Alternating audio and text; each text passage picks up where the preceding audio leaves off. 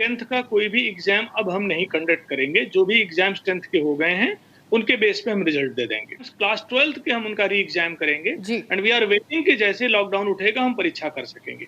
एक दूसरी ज़रूर आपको बताना चाहूँगा जी। कि हमारी इवैल्यूएशन प्रोसेस भी अभी शुरू नहीं हो पाई है और इसमें लगभग हमें 1.5 महीने का 1 एंड हाफ मंथ का समय लगेगा।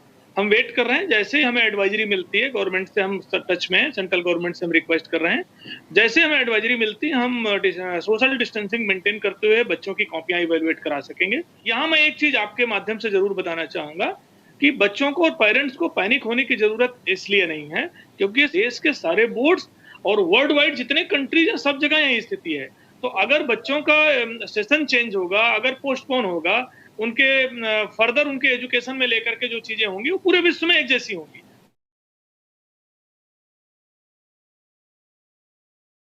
और जितनी घर में लर्निंग हो सकती है उतनी लर्निंग करें जी। और जैसे ये सिचुएशन नॉर्मल होगी, हम 12 सब्जेक्ट की 12th की परीक्षा भी लेंगे, इवैल्यूएट भी कराएँगे और रिजल्ट भी देंगे। 10th एंड 12th का तो जो सब्जेक्ट्स अगर आप कह रहे हैं नहीं होंगे, आप जिन पे जी। एग्जामिनेशंस किसी तरह से इम्पैक्ट नहीं पड़ेगा सर, उसका जो सब्जेक्ट का कलेक्टिव परसेंटेज होता है, रिजल्ट होता है, बिकॉज वो टेंशन रहेगा पेरेंट्स को। तो आप कह रहे हैं आगे एग्जामिनेशन नहीं होंगे, ये आप कह रहे हैं?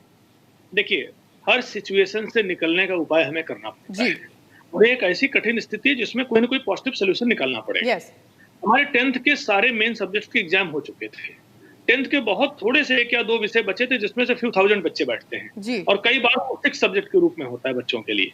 तो ऐसे छोटे-छोटे विषयों में उनके इंटरनल रिजल्ट हमारे पास थे।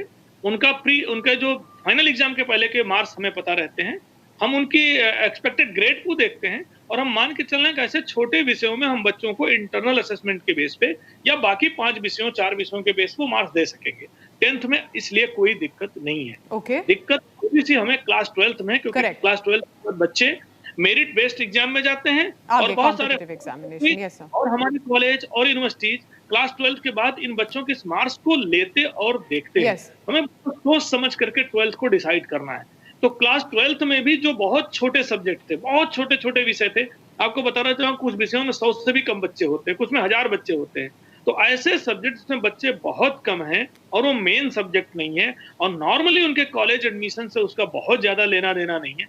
ऐसे विषयों में हमने निर्णय लिया कि फर्दर परीक्षाएँ नहीं कराएँगे, क्योंकि समय अब नहीं है और टाइम भी नहीं है और कब तक हम खींच के लेके चलेंगे। कम से कम वो बच्चे तो टेंशन फ्री हों। वहाँ हम बच्चों के जो 4 या 5 विषय हैं, उनके इंटरनल असेसमेंट के बेस पे, उनके जो फाइनल रिजल्ट बाकी सब्जेक्ट्स में आएगा, उसकी एवरेजिंग करके या तमाम सारे फार्मूले हमारे पास हैं, कॉन्फिडेंशियल प्रोसेस है। बस आपको हिंट ये करूँगा कि इसमें बच्चों का कोई नुकसान नहीं होगा। ओके। बच्चों के लिए ये बेटर होगा और जो उम्मीद कर रहे हैं उससे बेटर जाएगा।